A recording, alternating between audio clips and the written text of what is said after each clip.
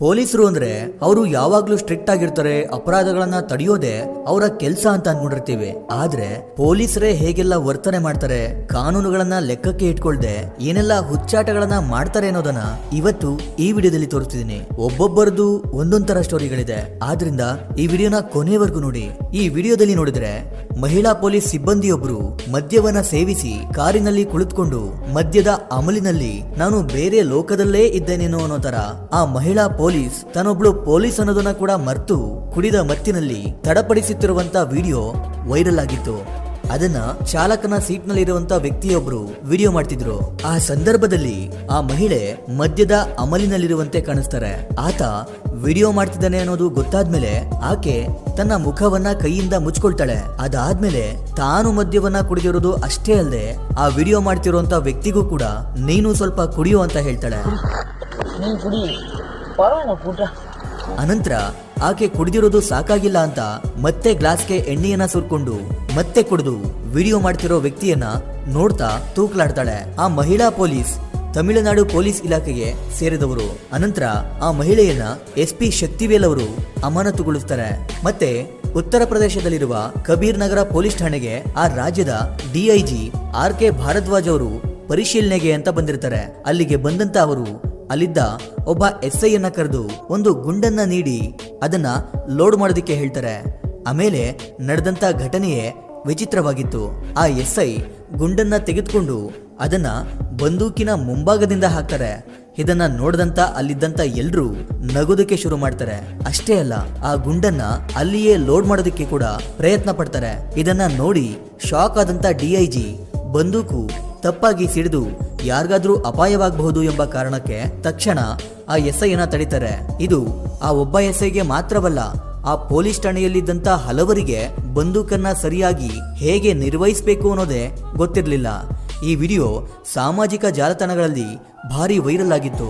ಹಲವರು ಉತ್ತರ ಪ್ರದೇಶದ ಪೊಲೀಸರ ವಿರುದ್ಧ ಟೀಕೆ ಮಾಡಿದ್ರು. ಮುಂದಿನ ಘಟನೆ ಉತ್ತರ ಪ್ರದೇಶದ ಗಜಿಯಾಬಾದ್ ನಗರದಲ್ಲಿ ನಡೆದಿದೆ. ಅಲ್ಲಿ ಒಬ್ಬ ವ್ಯಕ್ತಿ ಪೊಲೀಸ್ ಅಧಿಕಾರಿಯಂತೆ ವೇಷ ಹಾಕೊಂಡು ನಗರದಲ್ಲಿ ಓಡಾಡ್ತಿರೋದನ್ನ ನೋಡಿದಂತ ಸಾರ್ವಜನಿಕರಿಗೆ ಅನುಮಾನ ಬರುತ್ತೆ.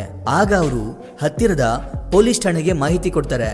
ಪೊಲೀಸರು ಸ್ಥಳಕ್ಕೆ ಬಂದು ಆತನನ್ನ ಹಿಡಿದು ವಿಚಾರಣೆ ಮಾಡಿದಾಗ ಆತನ ಹೆಸರು ಮುಖೇಶ್ ಯಾದವ್ ಅಂತ ಗೊತ್ತಾಗುತ್ತೆ.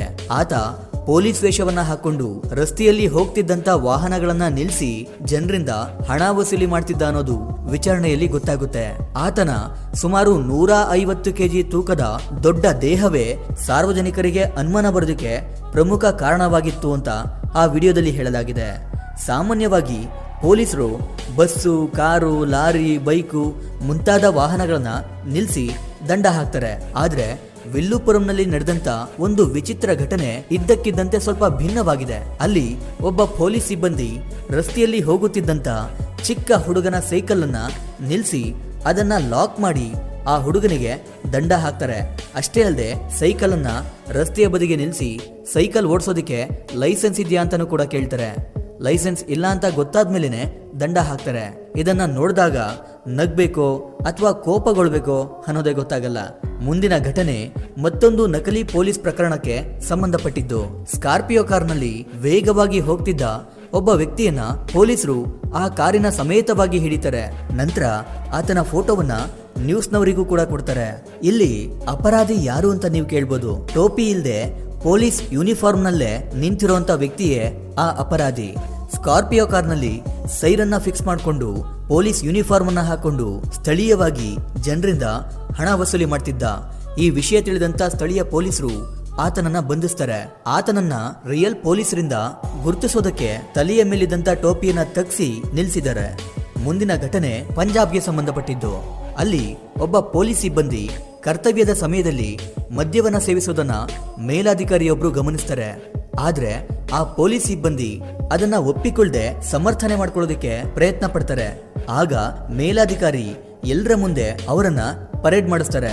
ಆದ್ರೆ ಭಾರಿ ಕುಡಿತದ ಅಮಲಿನಲ್ಲಿದ್ದ ಆ ಪೊಲೀಸ್ ಸಿಬ್ಬಂದಿಗೆ ಮೇಲಾಧಿಕಾರಿ ನೀಡುವ ಸೂಚನೆಗಳನ್ನ ಸರಿಯಾಗಿ ಮಾಡಲು ಸಾಧ್ಯ ಆಗೋದಿಲ್ಲ. ಕೊನೆಗೆ ಅವರು ಅಲ್ಲಿಯೇ ಬಿದ್ದು ಬಿಡ್ತಾರೆ. ಮತ್ತೆ 2018ರಲ್ಲಿ ಜೈಪುರದಲ್ಲಿ ಆಂಟಿ ಕರಪ್ಷನ್ ಬ್ಯೂರೋ ಒಬ್ಬ ಲೇಡಿ ಸಬ್ ಇನ್ಸ್ಪೆಕ್ಟರ್ನ ಲಂಚ ತಗೋತಿರುವಾಗ ಅರೆಸ್ಟ್ ಮಾಡ್ಕೊಂಡಿತ್ತು. 5 ಲಕ್ಷ ರೂಪಾಯಿ ಲಂಚ ತಗೋತಿದ್ದ ಸಬ್ ಇನ್ಸ್ಪೆಕ್ಟರ್ ಪವಿತಾ ಜೈಪುರದ ಶಿಪ್ರಾಪಾತ್ ಪೊಲೀಸ್ ಠಾಣೆಯಲ್ಲಿ ಕೆಲಸ ಮಾಡ್ತಿದ್ಲು.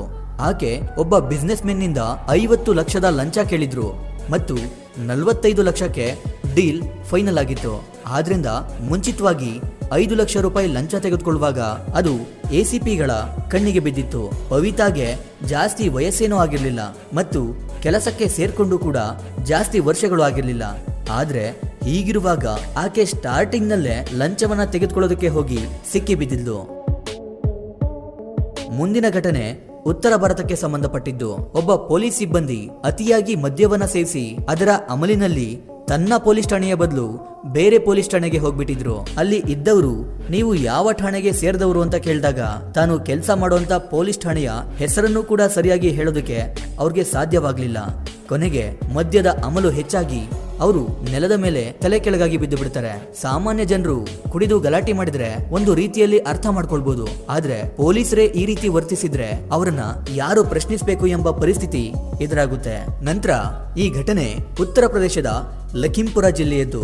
ಇಲ್ಲಿ ಈ ಪೊಲೀಸ್ ಆಲ್ಕೋಹಾಲ್ನ ನಶೆಯಲ್ಲಿ ರಸ್ತೆಯಲ್ಲಿ ಒಬ್ಬ ಮಹಿಳೆಯನ್ನ ತಡೆದು ನಿಲ್ಲಿಸ್ತಾನೆ ಮತ್ತು ಆಮೇಲೆ ಆಕೆಯ ಜೊತೆ ಯಾವ ರೀತಿ ವರ್ತನೆ ಮಾಡ್ತಾನೆ ಅನ್ನೋದನ್ನ ನೀವೇ ನೋಡಿ. ಅಂದ್ರೆ ಇವರ ತಲೆಗೆ ಆಲ್ಕೋಹಾಲ್ನ ನಶೆ ಎಷ್ಟು ಏರಿದೆ ಅಂದ್ರೆ ತಾವು ಪೊಲೀಸ್ ಅನ್ನೋದನ್ನೇ ಮರ್ತ್ಬಿಟ್ಟಿದ್ದಾರೆ ಮತ್ತು ಬೇರೆ ಲೆವೆಲ್ನ ಶಾರುಖ್ ಖಾನ್ ಆಗಿದ್ದಾರೆ. ಅದಕ್ಕೆ ತಮ್ಮ ಯೂನಿಫಾರ್ಮ್ ಬಗ್ಗೆಯೂ ಕಾಳಜಿ ಇಲ್ಲ, ಸುತ್ತಮುತ್ತ ಓಡಾಡ್ತಿರುವಂತ ಜನಗಳ ಬಗ್ಗೆಯೂ ಕೂಡ ಕಾಳಜಿ ಇಲ್ಲ. ಈಗ ನೀವೇ ಯೋಚನೆ ಮಾಡಿ, ಪೊಲೀಸ್ನವರೇ ಹೀಗೆ ಎಲ್ಲರ ಮುಂದೆ ರಸ್ತೆಯಲ್ಲಿ ಈ ರೀತಿ ಕೆಲಸ ಮಾಡಿದ್ರೆ ಸಾಮಾನ್ಯ ಜನರ ಪರಿಸ್ಥಿತಿ ಹೇಗಾಗುತ್ತೆ ಅನ್ನೋದನ್ನ. ನಂತರ ಈ ಘಟನೆ ಉತ್ತರ ಪ್ರದೇಶದ ಹಾಟ್ ನಗರ ಪೊಲೀಸ್ ಠಾಣೆಯಲ್ಲಿ ಕೆಲಸ ಮಾಡುತ್ತಿದ್ದಂತ ಒಬ್ಬ ಕಾನ್ಸ್ಟೇಬಲ್ಗೆ ಸಂಬಂಧಿಸಿದ್ದು. ಅಲ್ಲಿದ್ದ ಕಾನ್ಸ್ಟೇಬಲ್ ಕರ್ತವ್ಯದ ಸಮಯದಲ್ಲಿ ಕೆಲಸ ಮಾಡದೆ ಒಂದು ಬೀಡಾ ಅಂಗಡಿಯೊಳಗೆ ಹೋಗಿ ಕುಳಿತುಕೊಂಡು ಯಾರಿಗೂ ಗೊತ್ತಾಗದಂತೆ ಮದ್ಯವನ್ನ ಸೇವಿಸ್ತಿದ್ರು. ಅದನ್ನ ಅಲ್ಲಿದ್ದ ವ್ಯಕ್ತಿಯೊಬ್ರು ವಿಡಿಯೋ ಮಾಡ್ತಾರೆ. ಅದನ್ನ ಗಮನಿಸಿದ ಮೇಲಾಧಿಕಾರಿ ಅವರನ್ನ ಒಳಗೆ ಕರೆದು ಏನ್ ಮಾಡ್ತಿದ್ಯಾ ಅಂತ ಗದರಿಸ್ತಾರೆ. ತಾನು ವಿಡಿಯೋದಲ್ಲಿ ಸಿಕ್ಕಿ ಬಿದ್ದಿದ್ದೇನೆ ಅಂತ ಗೊತ್ತಾದ್ಮೇಲೆ ಗ್ಲಾಸ್ ಅನ್ನ ಕೆಳಗೆ ಇಟ್ಕೊಂಡು ಏನ್ ಮಾಡ್ಬೇಕು ಅಂತ ಗೊತ್ತಾಗದೆ ನಿಂತ್ಕೊಳ್ತಾರೆ. ಈ ವಿಡಿಯೋ ಕೂಡ ಸಾಮಾಜಿಕ ಜಾಲತಾಣಗಳಲ್ಲಿ ಭಾರಿ ವೈರಲ್ ಆಗುತ್ತೆ. ಈ ವಿಡಿಯೋದಲ್ಲಿ ನಾವು ಕೇವಲ ಎಲ್ಲಾ ಪೊಲೀಸರು ಕೂಡ ಇದೇ ರೀತಿ ಇರ್ತಾರೆ ಅಂತ ಹೇಳ್ತಿಲ್ಲ, ಆದ್ರೆ ಪೊಲೀಸರಲ್ಲಿ ಕೆಲವೊಂದಷ್ಟು ಜನ ನಿಜವಾಗ್ಲೂ ಇದೇ ರೀತಿ ಇದ್ದು ಪೊಲೀಸರ ಮೇಲೆ ಜನರಿಗೆ ಇರುವಂತ ನಂಬಿಕೆಯನ್ನ ಹಾಳು ಮಾಡ್ತಿದ್ದಾರೆ ಅನ್ನೋದಂತೂ ಸತ್ಯ. ಹಾಗೆ ನಿಮ್ಗೆ ಪೊಲೀಸರು ಅಂದ್ರೆ ತುಂಬಾ ಜಾಸ್ತಿ ಇಷ್ಟನಾ ಅಥವಾ ನಮ್ಮ ಭಾರತೀಯ ಯೋಧರು ಅಂದ್ರೆ ತುಂಬಾ ಜಾಸ್ತಿ ಇಷ್ಟನಾ? ಕಮೆಂಟ್ ಮಾಡಿ ತಿಳಿಸಿ. ಇದಿಷ್ಟು ಇವತ್ತಿನ ವಿಡಿಯೋ. ಈ ವಿಡಿಯೋ ನಿಮಗೆ ಇಷ್ಟ ಆಗಿರುತ್ತೆ ಅನ್ಕೊಂಡು ಮತ್ತೊಂದು ಹೊಸ ವಿಷಯದೊಂದಿಗೆ ಮತ್ತೆ ಬರ್ತೀನಿ.